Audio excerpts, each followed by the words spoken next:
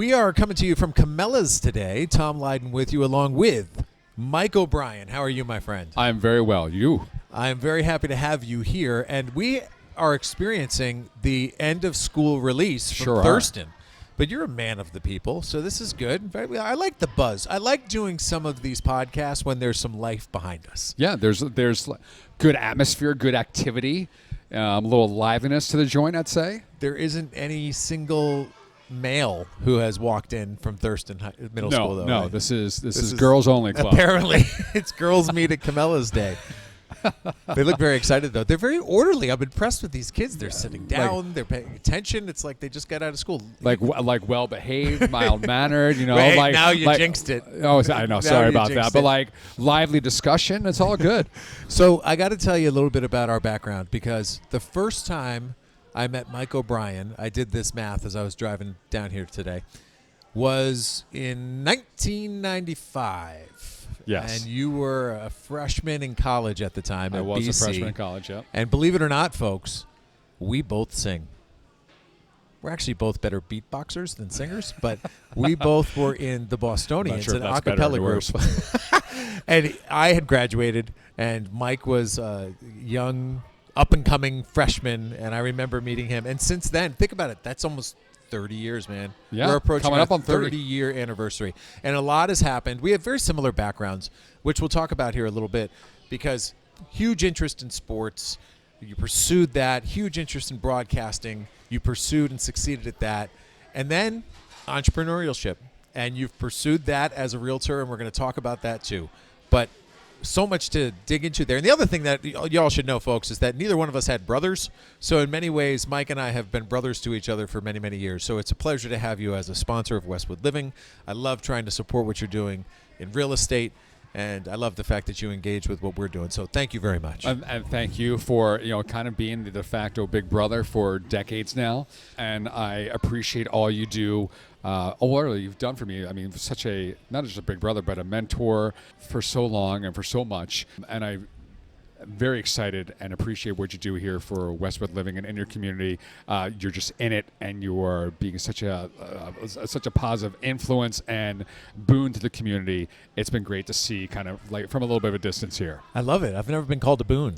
You are. A boon. A boon. I like B-O-O-N. B-O-O-N. This is Tom Boone Leyden coming to you live from Comella's. So where do you want to start? Do you want to start with how you got here, or do you want to start with what you do? Let's just tell people right now kind of what you do today, 2024 into 2025. What's Mike O'Brien doing? My name is Mike O'Brien. I'm a realtor, real estate agent here in the greater Boston area, working for ERA Key Realty, and I help people find homes and sell their homes. Well, you weren't always a realtor, because like me, you were a sports broadcaster, and you were the play-by-play voice for who? The Wilkes-Barre Scranton Penguins. You know, some people say the Scranton Wilkes-Barre Penguins, but can't those do in that. the know understand the people in Wilkes-Barre be very upset. Scranton. That's also where you met your wife, so it was a successful stint. Yes, I mean both professionally and really personally at the end of the day. Some might say your trip to the Scranton Wilkes-Barre area was a boon to your success. Well played, my friend. But tell me about that and what you enjoyed about being a sportscaster and being in the sports world, and how that in some weird way actually helped you become to have the fortitude and the strength and the courage to sort of become an entrepreneur and go out on your own. So it's funny, because the two worlds are a little bit of a dichotomy for me, because as a sports broadcaster, as a play-by-play guy, you're kind of in your own world. Like you're on your headset, you're kind of within yourself. You're getting to watch a game and talk about it and try to communicate that to the world, to other people. You're kind of on an island there in a way, and you may be working with a color analyst or have a partner in the booth, but at the end of the day, it's kind of you, and I loved it. I mean, you're getting literally paid to watch a game and talk about it. I mean, is there a better life than that? Probably not. But I was able to do it for just about 20 years. Moved up here into the Boston area, Medford, in 2018, and was doing the broadcasting thing. And my college roommate mentioned that he thought I'd be pretty good at, maybe in realty. And I was looking for something to do during the summer months, because I was doing a lot of college sports up here in Boston. And so what am I going to do during the summer? Maybe this realty thing, it could be something to do. And so I got into it. I kind of had one foot in both pools for a while, and it just turns out like I like the real estate a landscape, and that job just better. It was more fulfilling at the time. And so how did I get into it? Like, I realized I really enjoy working with people and helping them find the right home and helping them purchase a home or sell their home. Like, those are the biggest decisions you'll make in your life, right? Whether you're buying a home for the first time, whether you are selling your home after living there for 30 years and looking for whatever that next perfect place or next chapter looks like. I really enjoy being a part of that process and helping educate people and guide people along to, what's hopefully the next best spot for them. What have you learned about the market, particularly here? You picked a not very easy time to get into it because there have been so many issues over the last few years, from rates to lack of inventory to things. When I get to know real estate agents, I'm like, wow, you're navigating a lot. And it's the people who stay engaged who kind of end up on top in the end, because you got to stay present. You got to have people know who you are. So what have you learned throughout this process of the last couple of years? What I've learned about this process is that there's always opportunity. I mean, people talk about the rates, the inventory. They talk about the perfect time, or the time of year that they need to sell, downsizing, upsizing. There's always opportunity, and if you're waiting for the planets to align perfectly, or the fates to decide when the absolutely perfect time is to sell or buy, you're gonna be waiting a long time. But even in times of high rates, low inventory, good inventory, people, houses are still being bought and still being sold, and there are people still finding, again, the right home for themselves. So there's always opportunity, no matter what the market says. It's just whenever and whatever is the right opportunity for you. What's the advice you give somebody who has some hesitations on any one of those topics you just touched on? If I knock on your door like, Mike, I got a good rate right now. I don't want to sell my house, because if I sell my house, I'm going to inherit this new mortgage with a higher rate. And do I really want to do that? You have to get that exact sentence probably 3 times a week. Sure. I mean, listen, if you ask me right now, why is it a good time to buy? I could give you 6, 9, 12 reasons why now is a perfect time to buy. I can also give you 6, 9, 12 reasons why now is a horrible time to buy. So at the end of the day, it's just, when's the right time for you? And you can figure out all the other perceived obstacles in the way: rates, mortgages, inventory. It's what aligns well for you, and we'll figure out the rest from there. Real estate has proven over forever to be a really good investment. Do you have people who lean into you for that type of investment advice, and how much do you need to know historically about the real estate landscape to give people the information they need to know to feel more confident about the huge investment that they're making initially? Everyone wants to make sure that the investment they're making in a home is going to be exactly that, an investment.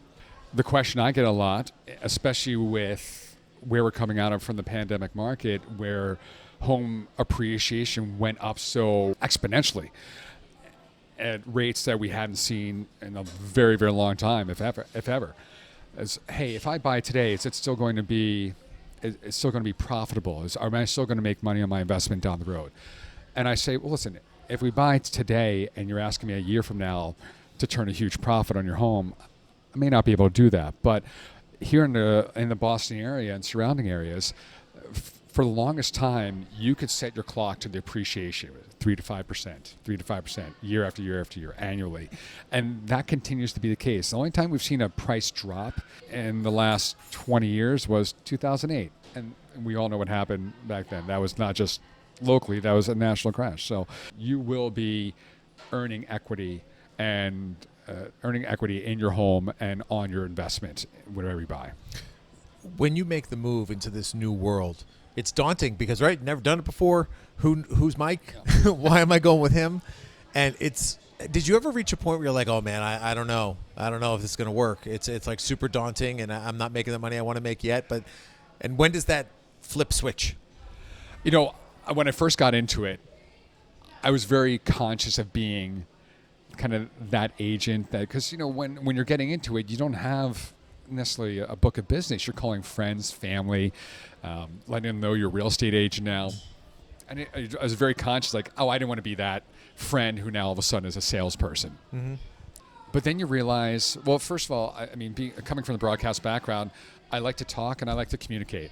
And I like to just catch up with people and find out how they're doing. And whether those conversations, end up in a conversation about real estate or not, it's kind of not the point. But at the end of the day, there are people that need help in real estate. And they know I'm an agent.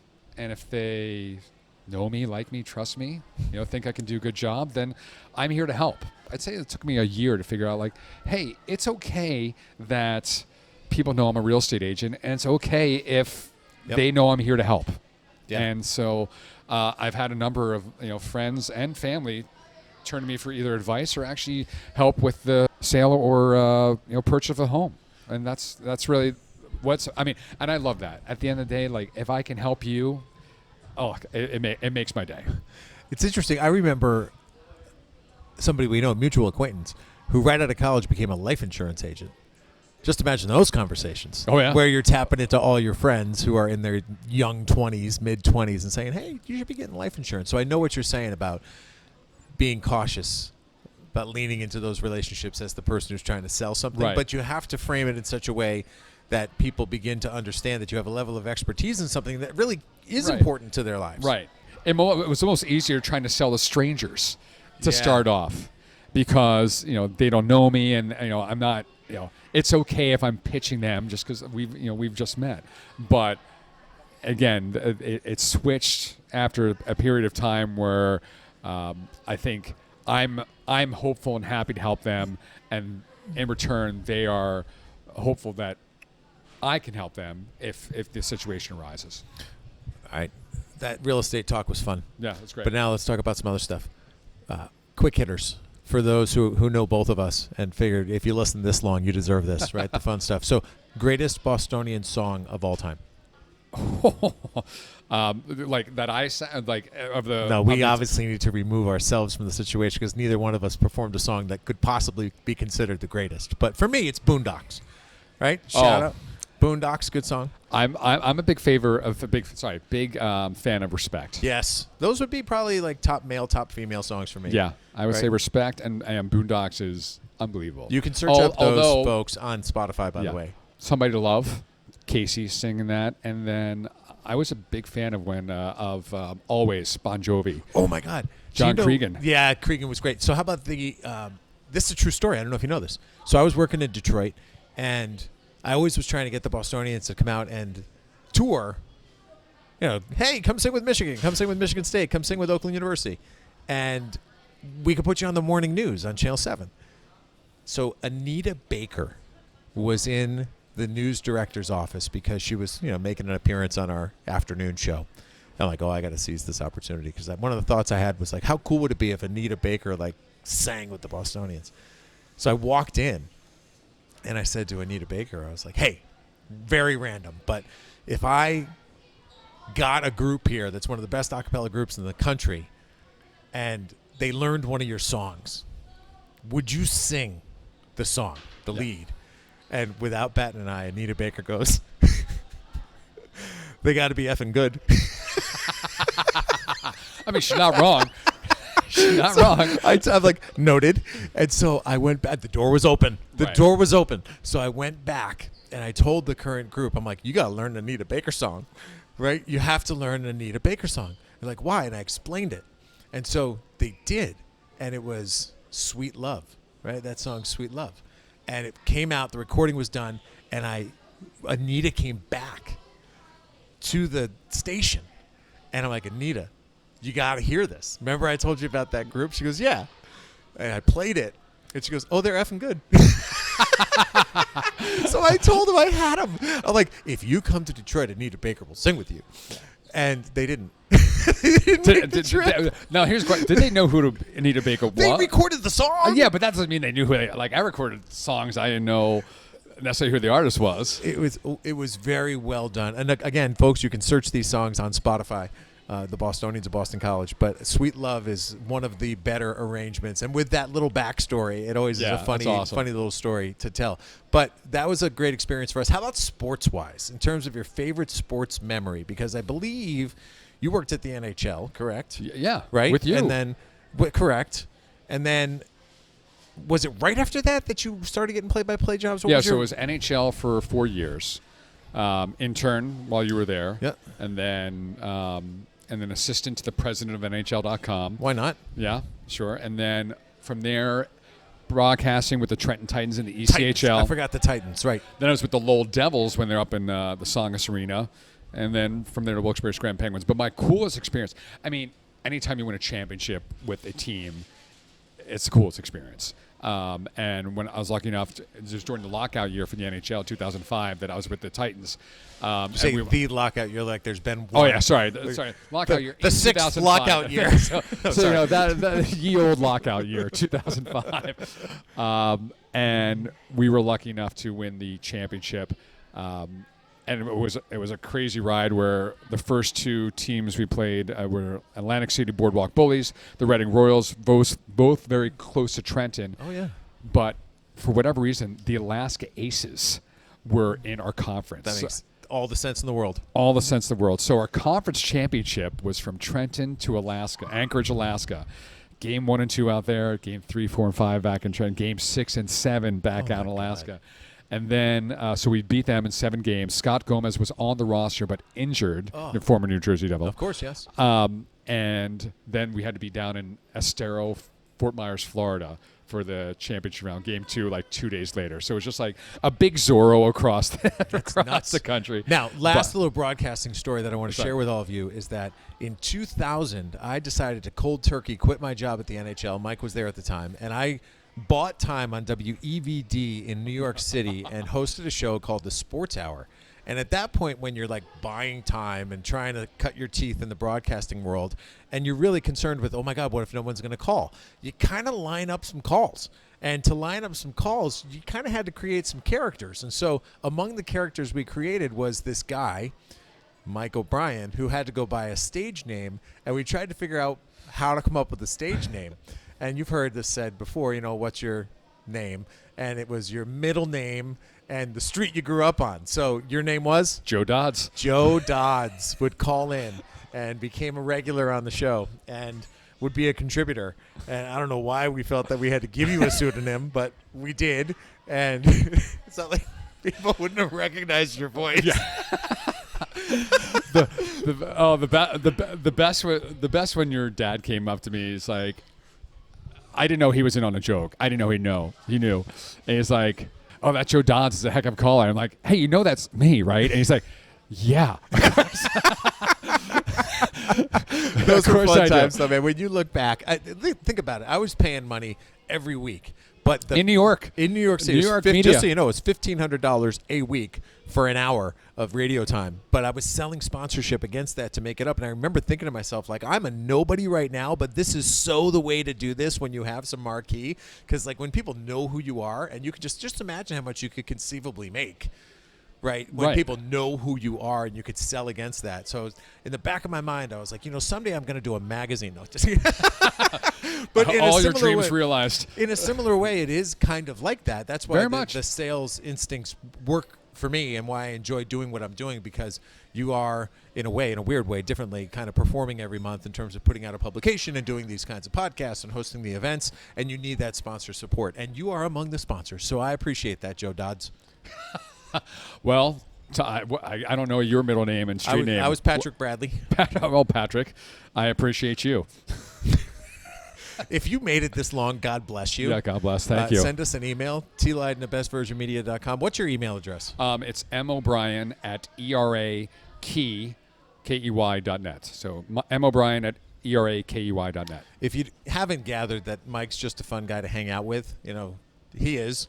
I can speak 30 years worth of stories, some that can be shared and some that can't, but fun to hang out with him, and certainly a person who you can know, like, and trust. You qualify as such in my book. I would sure hope so, and vice versa. And his birthday is September 1st, and my birthday is August 30th. So we have a great tradition where neither one of us call each other on the other's birthday, but we reserve August 31st for each other. Right. And that is the day. Yeah, Kind of downtime, right? Yeah, it's our Chuck E. Cheese day. It's our little like personal Chuck E. holiday. Cheese double birthday day. So we call, and then the other last little point here is that everybody in your life, you probably have that one person who consistently just wants to end the conversation. Like they're quick to get off the phone. They're just quick to check out. Not even quick, but just like the one who wants to end the conversation. And in my relationship with Mike, that's him. And he has a go-to phrase. And it has become a little bit of our motto here as we close conversation. So I really think, Mike, that we should just wrap it up with the way that you typically wrap up all of our conversations. So for Mike O'Brien, this is Tom Leyden. I got to go.